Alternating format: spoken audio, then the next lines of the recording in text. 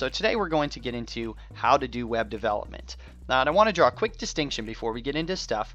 What's the difference between web design and web development? And basically, web design is more graphic design. It means you work with Photoshop, you make the look and the feel of the web page, and then you give it to a developer. They're going to take your look and feel and they're going to make the actual web page for you. The designers don't tend to get paid as much. They don't tend to have as much opportunity to work remotely. I used to be a designer and I moved on to development because it was just a better career to get into. So that's kind of the difference. Also, it's cheaper to be a web developer. You don't have to buy $1,000 worth of Adobe Photoshop software. All you need is Notepad. That's right, Notepad. Except for you'll probably want to get something better than Notepad. We are going to be using Sublime Text, which is one of the best Notepad kind of editors out there, and it's free. So go ahead, go download Sublime Text, pause the video, come back when you got it fired up, and we're going to build a web page. So what we're going to do is we're going to start by creating a new file in Sublime Text and saving it as index.html, as you see here. We're basically, you can call it whatever you want, but the fact that we're calling it .html means that when we open it up in Chrome, it's going to know that it's a web page, so it's going to show it as an HTML web page. And today we're going to be learning HTML. Later we're going to be learning CSS, which is another skill you need to learn to be a web developer. And then later on you're going to learn JavaScript. JavaScript is what, HTML is what puts the content together for your page. But it's going to be ugly because it's just content. CSS is what puts together your style. It stands for cascading style sheets. So basically it gives look, feel, and style to your web page. But we're not going to cover that today. So what we're going to make today is ugly. Be prepared. We're going to get into style later. And then JavaScript is function. It makes the web page do cool things. Load in data real time, just like Pinterest does and like Instagram. It makes things move around and animate. JavaScript is where things get fun. It's also where you get paid better. If you learn HTML, CSS, you get paid fine. You get paid normal, but if you get really good at JavaScript, people are really looking for people who are good at JavaScript. You can get paid quite a bit, and it's a lot easier to get remote work or very flexible work. So with no further ado, let's get into making an HTML page. So you've saved your index.html. Now go to Chrome and open your index.html file where you saved it. Mine shows localhost because I'm using live reload. Basically, whatever I type, it's automatically going to refresh over here for me automatically. For you, you're going to have to hit save. You're going to have to come over to Chrome. You're going to have to hit refresh. But for the sake of this video, I'm doing it differently. So let's build an HTML page. The core of HTML is tags. Basically, that's all there is to HTML is tags. A tag is basically something surrounded by greater than and less than kind of quotes. And so this is an HTML tag, and this is a closing HTML tag. Pardon me if you can hear my baby crying somewhere way in the background. I'm not sure what's going on out there, but I'm sure Mom will take care of it. Said like a good dad, right? So here we have HTML opening tag, HTML closing tag. Tags are a little awkward to type at first because they use those keys down towards the bottom right that you don't use very often, but I promise you'll get fast very quickly. So basically anything in between these HTML tags is considered within the HTML tags. There's basically 3 tags that you're going to use to create a web page. There's an HTML, which means, hey, this is my HTML page. Anything inside of this is considered your web page. You're going to make a head tag, which we'll get into in a little bit, and you're going to make a body tag. Whatever's in the body tag is what your user will see and interact with. So I'm going to put in here, hello world. And now I have a web page. Congratulations, you're a web developer. And you're probably thinking, wow, this is kind of complicated. It's all this code looking stuff. Don't worry, it looks like a foreign language at first, but seriously, within 5 times you're going to feel very comfortable. There's only like 10 tags, maybe 20 at the most you're going to use, and they're all tags. You just have to remember a different word. So far all we've actually done is created 3 tags. We made an HTML tag, we put a head tag with inside of it, and we put a body tag with inside of it as well, and these are considered siblings. They're next to each other. I'm also going to add a title tag And inside of the title, I'm going to put my web page. Yeah, I can't type today. My web page. And now you look at the top when you refresh, it says my web page at the top of your web page or your tab. So once again, the head is not what the user interacts with. This is all reserved for other stuff, which is why the title goes up there.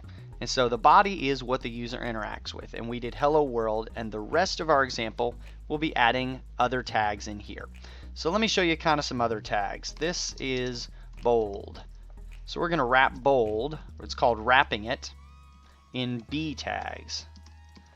And now you can see that bold is bold because I wrapped it in B, which stands for bold. EM is what we're going to use for italic. And EM basically stands for emphasis. It used to be people would use I. It also works, but that is not the correct way to do it anymore. Do not show a prospective employer that, because it's not good. So B is for bold, EM is for italic, and then let's see, actually strong, I can't believe I did this. Strong is what we're going to use for bold. We used to use B, and we used to use I, and we used to use U for underline, but now we use strong for bold, and we use EM for italics. And we started doing this when we started getting into mobile devices, and devices that might not actually have the capability of rendering bold or italics. And so we needed some other way to let the user know, or maybe it's a screen reader, that you should display it in whatever way you can. So, but for the most part, strong is always bold, EM is always italic. That's about all you need to know. So we've covered bold and italic. Now let's get into a critical tag, the A tag. That makes a hyperlink to another web page when you click on it.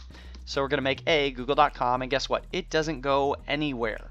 That's because it doesn't know where to go. One thing that some tags need is what's called attributes. We've defined an A tag, but this A tag doesn't know enough about itself to know where to go. We know what's inside of it, google.com text, but we need to know where to go, so we're going to add an Href attribute. You add an attribute by doing equals and then a pair of quotes.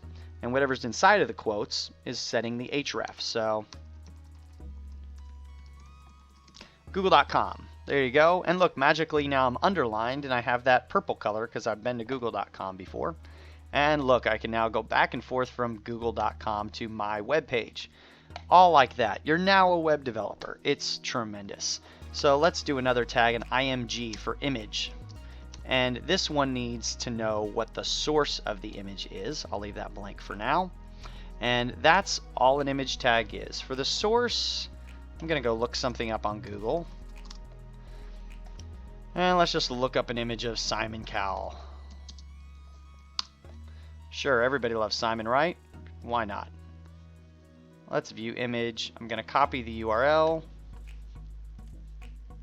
Why won't you let me close? I don't know. Okay. My computer's acting strange.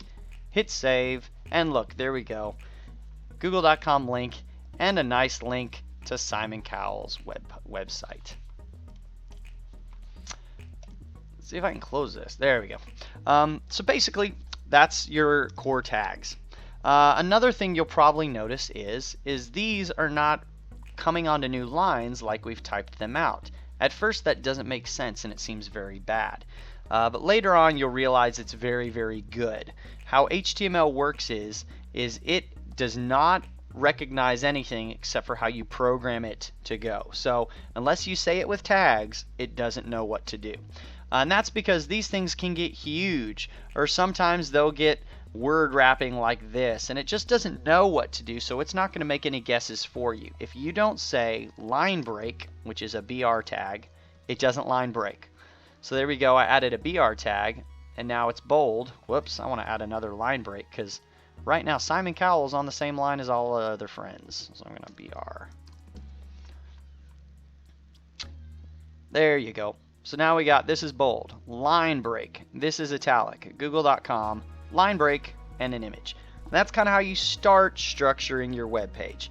And you're probably thinking, this is ugly. This doesn't feel like building a web page. But this is about as complicated as HTML gets. For real, I'm not making it up.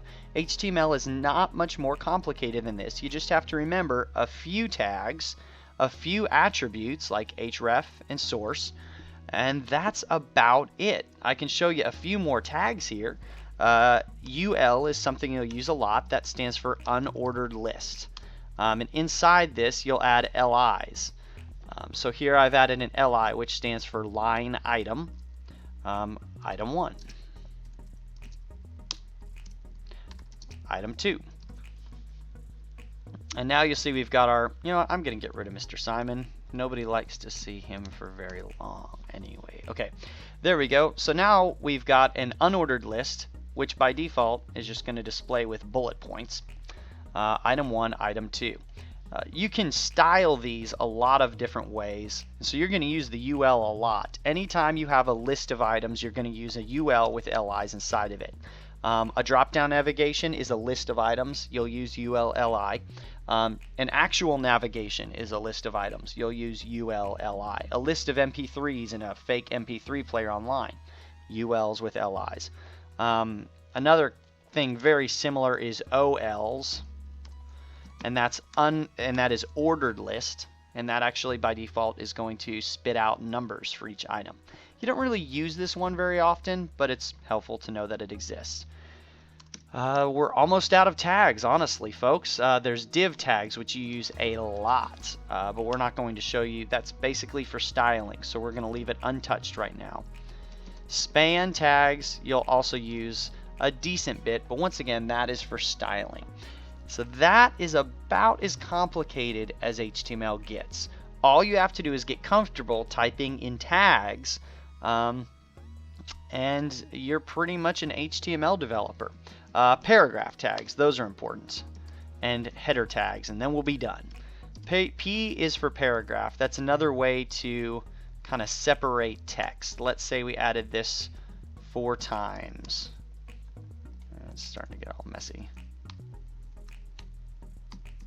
And I forgot to close these. P and each P and a slash P. There we go. So inside of this paragraph, we have this. I don't know what that did right there. Inside of this paragraph, we have a block of text for each one. And you'll see the paragraph automatically kind of created its own space on either side. Paragraphs are usually the way you're going to want to add fresh line breaks. Usually you don't want to use the BR tag like we're using there. But it has its purposes as well. BR creates a line break, as you can see here, and P creates a fresh paragraph with space on either side. The only other tags you're going to use are header tags. They start with H. Depending on how big you want the header to be, you'll use H1 for the biggest. H2 is smaller than that. And H3 and so on down to about H6 or so. It's pretty rare to have headers be in 6 different sizes. You're probably pretty bad at design if you're doing that.